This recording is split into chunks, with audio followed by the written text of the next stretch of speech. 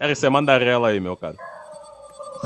Bom, Richter, boa noite, Richter, boa noite os demais da live, Buenas, pessoal que está no buenas. chat também. Boa noite, RC. Eu vi, eu vi aí o título da sua live.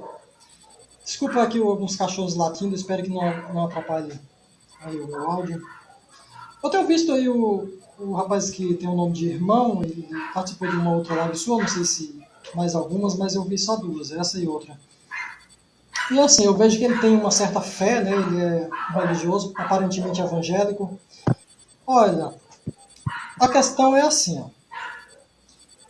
A pessoa, ela não precisa exatamente ela ser ateia, porque para uma pessoa ser ateia, ela precisa ter uma conclusão de que não é possível a existência de Deus. E quando eu falo desta forma, eu não estou falando do Deus Javé da Bíblia, Jeová, como você queira chamar, e muito menos de Jesus. Eu estou falando de um suposto possível criador ou impossível criador. Então, para alguém ser ateu, ele precisa ter um entendimento, uma conclusão de que isso não é possível. Aí já neutraliza qualquer tipo de mitologia, seja ela cristã, budista, hinduísta, seja nórdica, seja como for, né? Agora, quando se trata das mitologias, isso prende muito as pessoas. Porque as pessoas, elas confundem. Elas acham que, se caso existir um Deus, ou mais ainda, a religião, ela dá a convicção de que esse Deus realmente existe e não há outra hipótese, uma hipótese desse Deus não existir.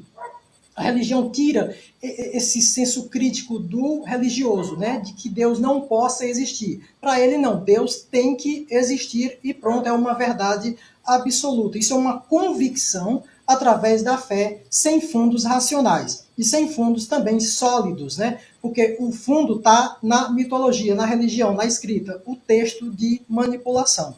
Olha, se tratando da Bíblia, é claro, óbvio, lógico, nítido, que a Bíblia não é literal. Ela é um conto de história de ficção, da imaginação das pessoas da época que escreveram aquilo ali, certamente mal intencionadas, num certo lado, e meio que num sistema político de dominação de um outro lado, que eu poderia dizer que seria algo maléfico para o povo e benéfico para os criadores desse sistema. Isso é muito lógico, isso a gente vê através da antropologia.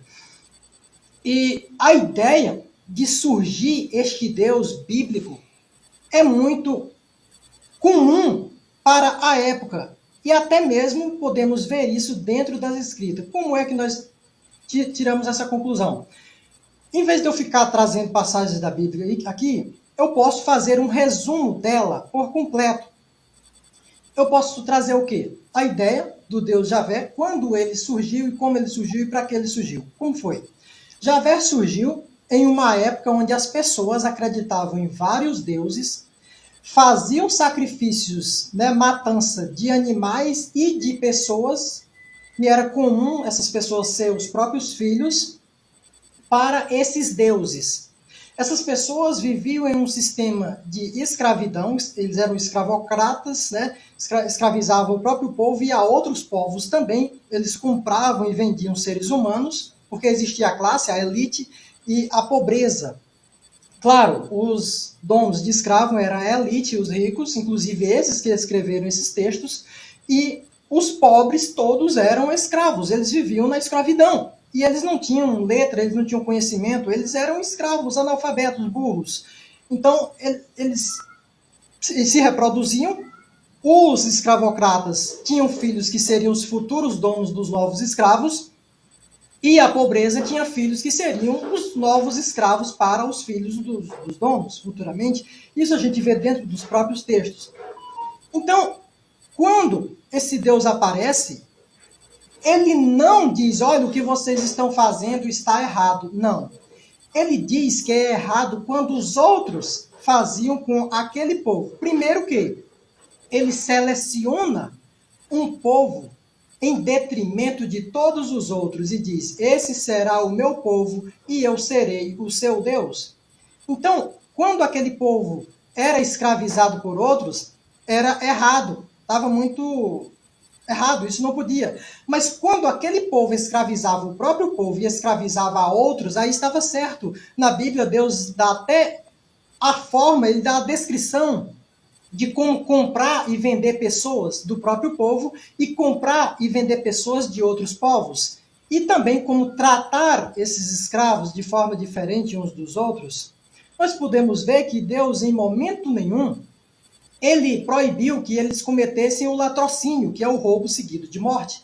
Muito pelo contrário, Deus incitava que aquele povo cometesse latrocínio, invadisse terra dos outros, matasse os donos das terras, dos materiais, ouro, prata, dos animais, dos rebanhos, e roubassem essas coisas, incluindo até mesmo seres humanos. Eles roubavam, levavam mulheres como escravas sexuais. Sim, o povo israelita, o povo hebreu, fazia esse tipo de coisa. Em nenhum momento Deus disse que isso era errado.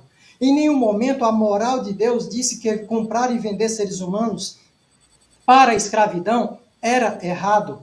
Então nós podemos ver que é o quê? É mais um povo bárbaro, replicando os costumes da época, matança de filhos para sacrificar aos deuses. Nós podemos ver isso na Bíblia, o caso de Jefité.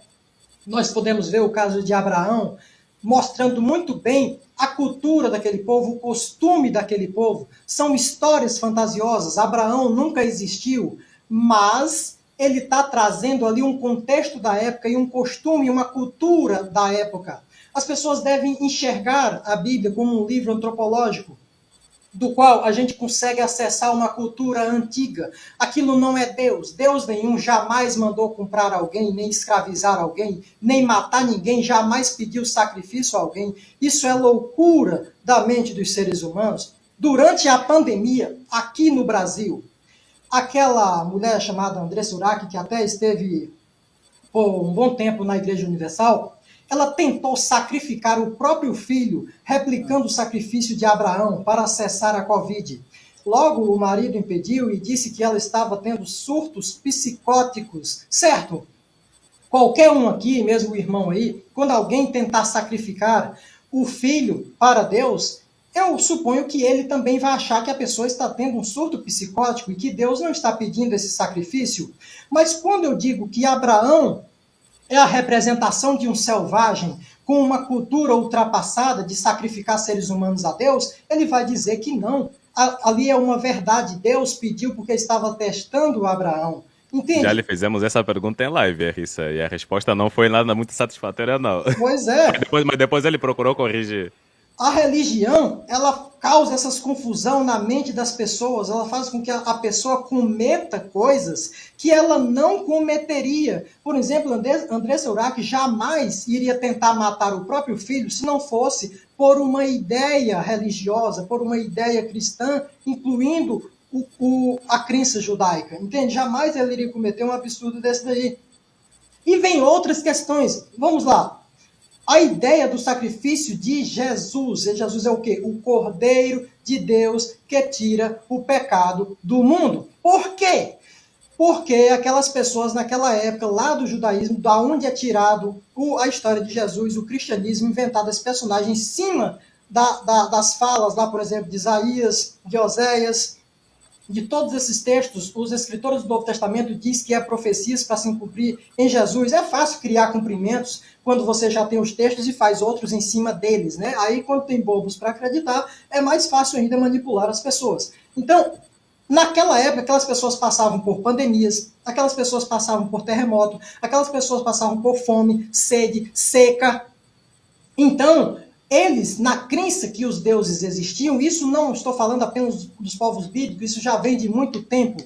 A escrita mais antiga que nós temos é do povo sumério, que vivia naquela mesma região da Mesopotâmia. Então, eles já praticavam escravidão e eles praticavam sacrifícios. Então, eles tentavam oferecer aos deuses o melhor que eles tinham, para que os deuses manipuladores da natureza, porque é o Deus que manda chuva, é o Deus que manda doença, é o Deus que manda a fome, a peste, a guerra, é Deus que causa tudo. Eles não tinham a ideia que o cristão tem hoje de um ser à parte de Deus praticando o mal, sendo que Deus é o Todo-Poderoso e nada é impossível para Deus, porque Deus é onipotente, onipresente, onisciente e onibenevolente, o que não condiz com a figura do mal, com a figura de um Satanás, uma figura extra-Deus. Não, se o mal acontece, é Deus, desde que Deus existe. O próprio escritor de Isaías deixa isso muito claro. Então, a ideia de oferecer essas coisas, eles faziam esse sacrifício, essas coisas, e claro, pandemia passa depois de matar milhares, fome seca passa, depois vem o tempo chuvoso, e eles achavam que é porque os deuses tinham se agradado de suas ofertas, e assim Deus mandava chuva e cessava a peste, cessava a guerra. E o que é que eles tinham de melhor? Eles não tinham carros, barcos, iates, eles tinham muitos animais, rebanhos e uma penca de filhos. Então eles ofereciam os animais em sacrifício e ofereciam os filhos, porque Deus não é presente, Deus nunca apareceu, Deus não falou, Deus não entrou em contato com ninguém. Como oferecer uma coisa a um ser invisível, inútil, inexistente e inerte e inerente? Como? Claro, matando, né? Porque vem a ideia do espírito. Deus é espírito, um mundo espiritual criado exatamente para isso.